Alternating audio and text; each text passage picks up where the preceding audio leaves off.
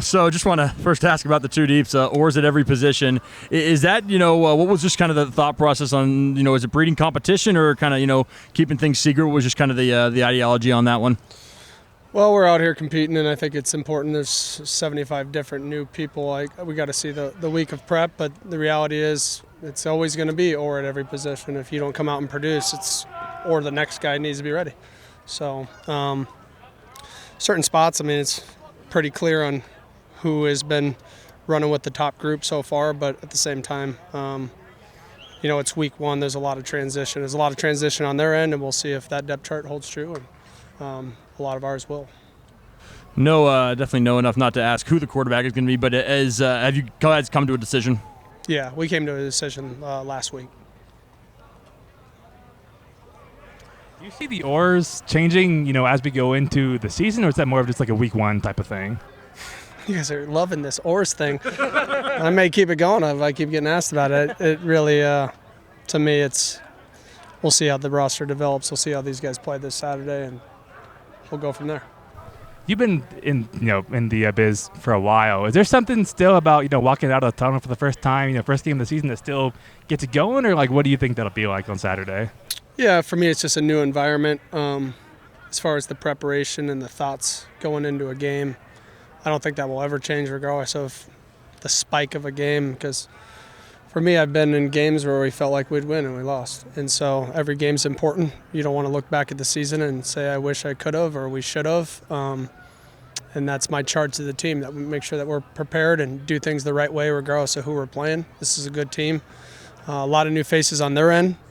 But I do think there's a ton of returning players in there that have game experience, especially up front. And I think that they've added some key additions that have helped them as well. So we need to be ready and take this game just as serious as any. And for us collectively, this is a new staff and a new roster, and it's an opportunity to showcase what we're about. So they're all important to me in that sense.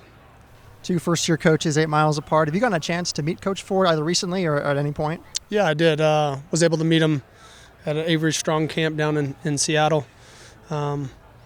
Great guy.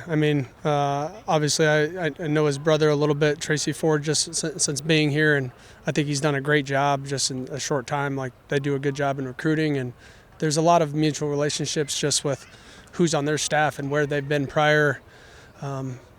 And not just with their staff, but some of our players have played against certain players on their team, whether they were transfers coming in or they were on the team prior. So there's always going to be in college football, the longer you're in this, there's going to be us knowing other coaches and having relationships across staffs. But on Saturday, we got to come out and play our best football and not get worried about relationships. Idaho's named Joshua Wood their starter, as you know. Just what have you made of his game, obviously, with the one bowl game of film worth that you have? Well, he's played quite a bit of football. Last year he was in a rotation in some form of a package, and I think he's a really mature kid. You can just tell how he carries himself. I think he's got a really good arm. He's a elite mover. He does really well moving out of the pocket, and they use him in the run game, or at least he was used in the run game at Fresno State. And so he's a dynamic playmaker, and we need to make sure that we handle our end of the, on defense, and make sure that we do our best to change things up and make it harder on them. How difficult is it preparing for a new-look coaching staff, new starting quarterback, a lot of players who haven't played before? I know Coach Linehan was in the coaching tree, so you may be able to, a little bit of the offensive scheme, but how do you go about game planning for a brand-new team like that? Yeah, you kind of look at all aspects of where coaches have been and what they've had success with. Also just the players, right? With the new players, you want to see where their skill set is at, because a great coach just doesn't put a player in play and say, do it. They try to find what they're good at and maximize it. And so watching Fresno State film with Joshua Wood, or, just the offensive staff last year with the offensive coordinator was there with Schleichner and Coach X. So there's going to be some carryover, because it's not all changing, because there's a lot of, players that have played in that system. But I think there will be things that are different. We need to prepare, and I think you could see a culture and how this is forming just based off how we respond in a game. Everybody's, has high spirits and can compete when things are going well for them. So I look forward to the the challenge of this with a new team and see how we respond and compete throughout a game.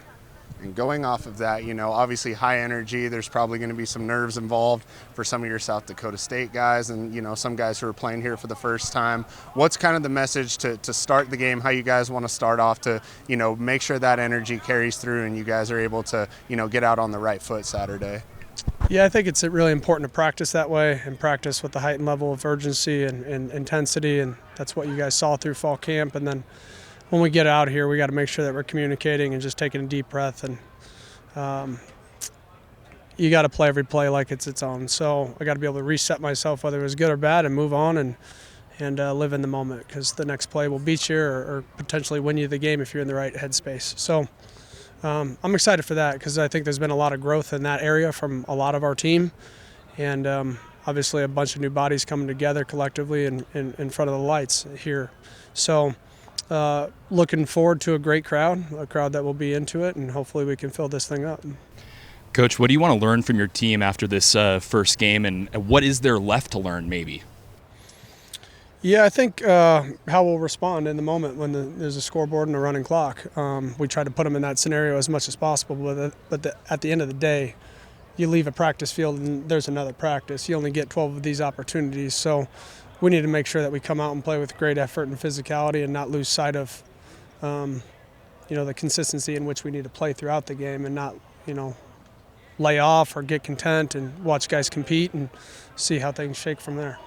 How important is it for you or the program to keep a rivalry like this going?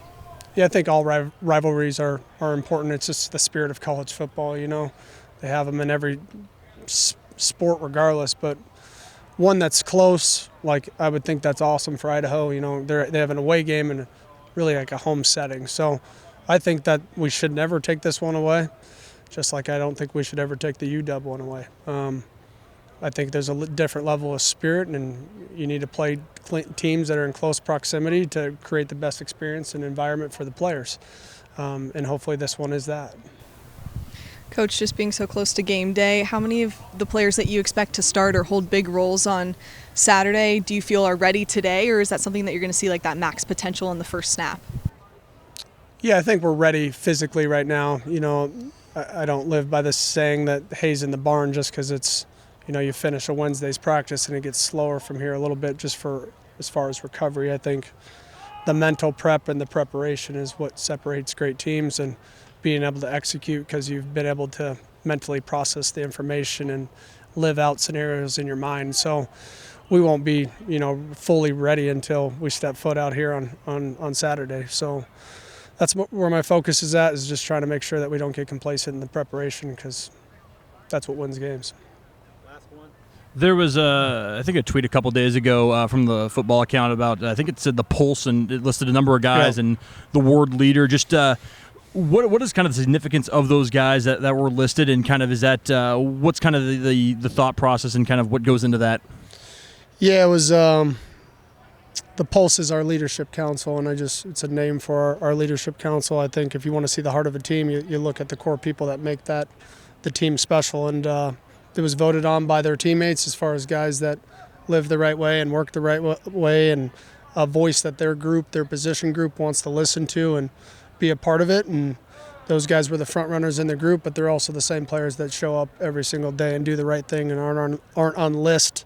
They're what the young guys should aspire to be because of what we expect out of them, but also what they expect out of themselves and how they go to work every day to attain that. So, I'm excited about this group because there's a lot of new faces on this team that have stepped into leadership roles, and they're fresh here for the first time, whether they came with me or Buda Paletti has been unbelievable here. And so is AJ, right? And they came from New Mexico State. Just great guys that understand the workload and commit to it and don't ask questions and continue to learn and get better.